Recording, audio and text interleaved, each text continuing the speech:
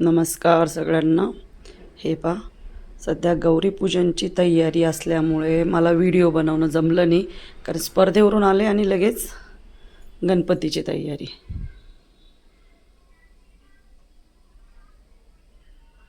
ठीक आहे, ही आपली गौरीची पूजा आणखीन चालू आहे. मी आता किचनमधून 2 मिनटं आले तुमच्यासाठी व्हिडिओ बनवायला.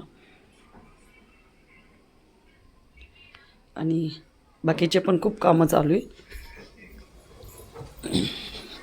हे पहा, आळूचे पानं बनलीत. आता इथं भजे बनत आहे, त्याच्यामुळे मला व्हिडिओ बनवायला खरंच वेळ नाही भेटला. आपण वेट लॉसवरती व्हिडिओ बनवतो, पण हे आता सध्या 10 दिवस आपल्याला सगळं माफ आहे.